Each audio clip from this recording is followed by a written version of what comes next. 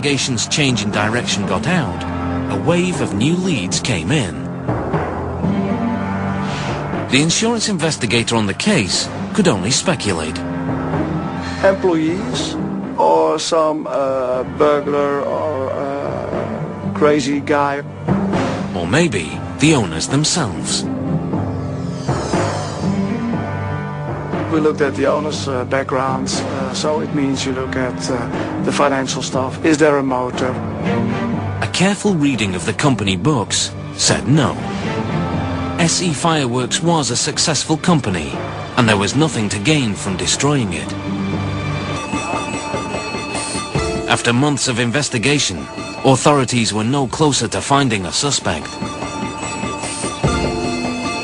They had established that the fire had started outside the main assembly area, and it was likely to have been set by a person, deliberately or accidentally. Wild theories had surrounded this case from the beginning, and now a new one emerged.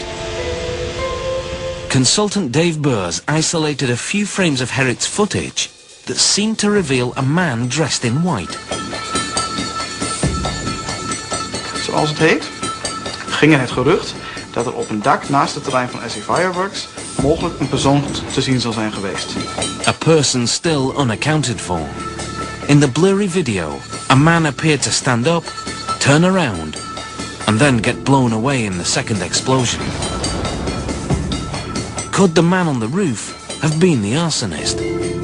Dave Beurs and his partner estimated the size of every object on screen. Then, they divided the distance the man traveled by the length of time it took him.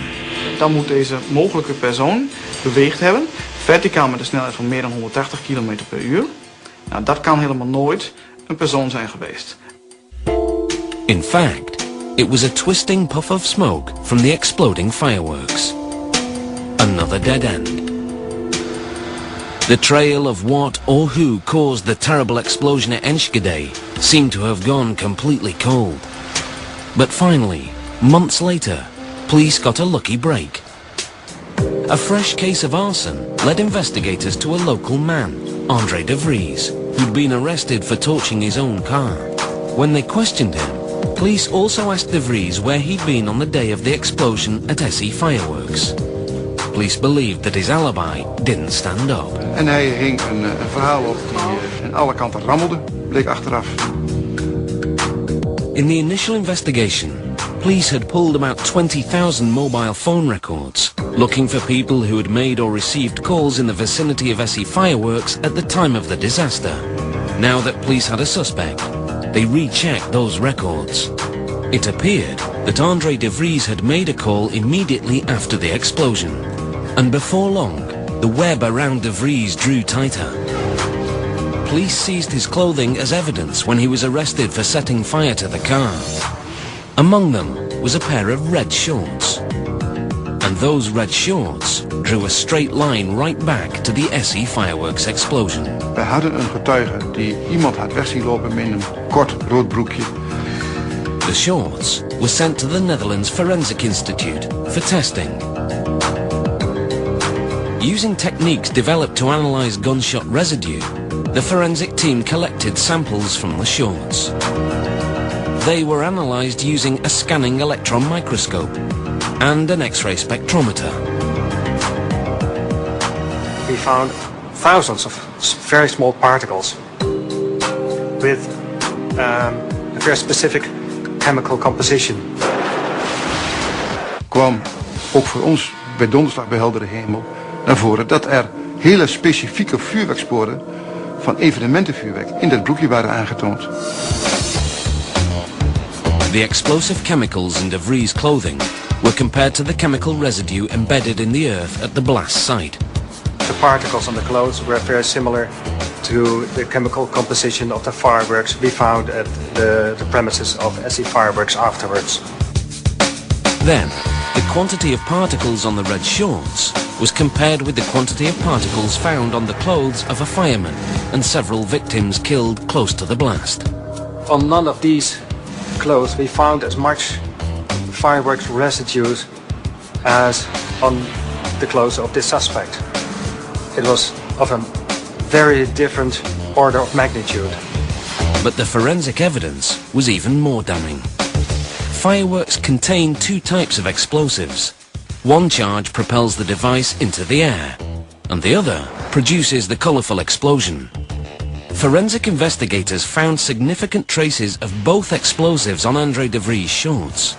So police investigators now believed that André de Vries was in the assembly area when the fire began. So something very strange must have happened there. Our conclusion was that this person must have been very, very close to the site of the incident. And that made the owner of the shorts the prime suspect. De Vries told police he must have picked up the residue whilst watching a fireworks show on a recent trip to the Greek islands. But that story didn't add up either. We zijn in Kreta geweest.